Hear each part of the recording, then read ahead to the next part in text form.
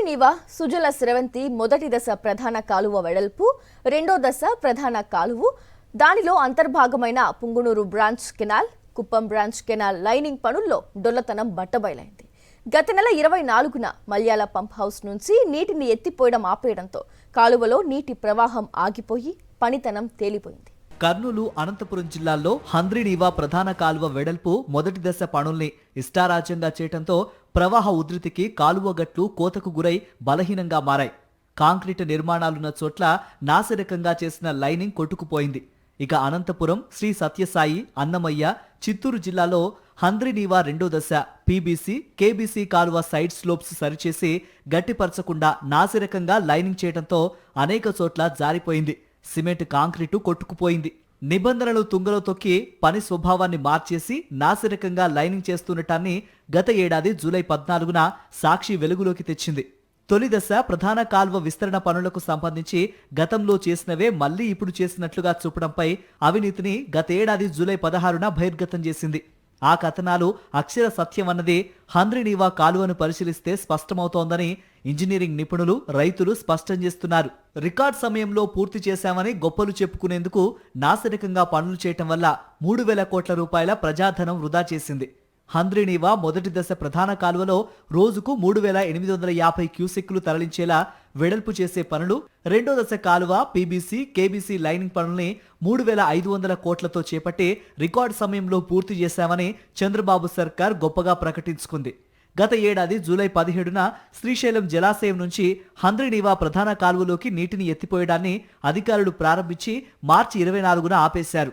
మొత్తం 248 రోజుల్లో 52.02 టీఎంసీలు తరలించినట్లు కూటమి సర్కార్ చెబుతోంది.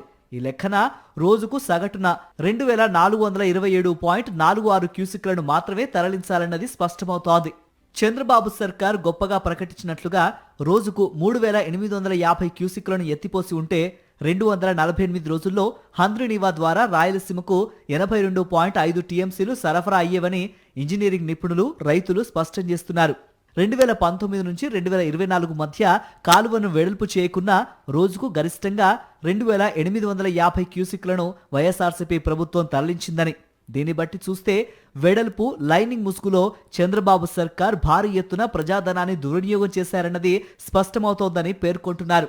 హంద్రీనీవా రెండో దశ కాలువ పీబీసీ, కేబీసీ కాలువకు సిమెంట్ లైనింగ్ చేస్తే భూగర్భ జలాలు అడుగంటిపోయి బోరుబావులు ఎండిపోతాయని, పంటలు ఎండిపోయి రోడ్డున పడతామని అనంతపురం, సత్యసాయి, అన్నమయ్య, చిత్తూరు జిల్లాల రైతులు వ్యతిరేకించినా చంద్రబాబు పట్టించుకోలేదు.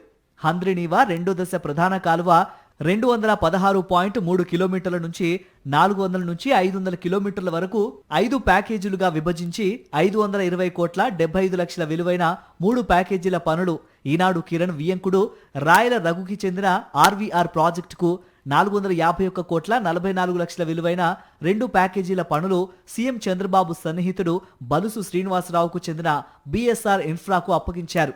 ఇక పుంగనూరు బ్రాంచ్ కాలువలో 75 కిలోమీటర్ల వరకు లైనింగ్ పనులను 2 ప్యాకేజీలుగా విభజించి కళ్యాణదుర్గం టీడీపీ ఎమ్మెల్యే సురేంద్రబాబుకు చెందిన ఎస్ఆర్ కన్స్ట్రక్షన్స్ కు 319 కోట్ల 6 లక్షలకు అప్పగించారు. పుంగనూరు బ్రాంచ్ కాలువలో 75 కిలోమీటర్ల నుంచి వెడల్పు చేయటం, లైనింగ్ పనులకు 480 కోట్ల 22 లక్షలతో చంద్రబాబు సన్నిహితుడికి చెందిన ఎన్సీసీ సంస్థకు నామినేషన్ పద్ధతిన అప్పగించారు. టెండర్ నిబంధనల ప్రకారం రాతిపొర ఉన్న చోట మాత్రమే షార్ట్ క్రీటింగ్ విధానంలో లైనింగ్ చేయాలి. నిబంధనలలో ఎక్కడా ఎస్ఎస్ఆర్సీ ప్రస్తావనే లేదు.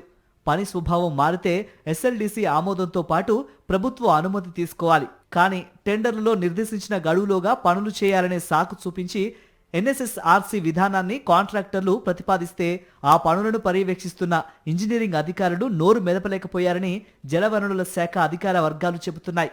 రాతి పొర లేకున్నా మట్టి పొరకే కనీసం కాలువ సైడ్ వాల్ని సరిచేయకుండానే ఇష్టారాజ్యంగా అత్యవసర మందంతో ఎన్ఎస్ఎస్ఆర్సీ విధానంలో కాంట్రాక్టర్లు లైనింగ్ పనులు కానిచేశారు. కాలువకు నీటిని విడుదల చేయడంతో ఆ ప్రవాహ ఉధృతికి లైనింగ్ అనేక చోట్ల కరిగిపోయి కొట్టుకుపోయింది.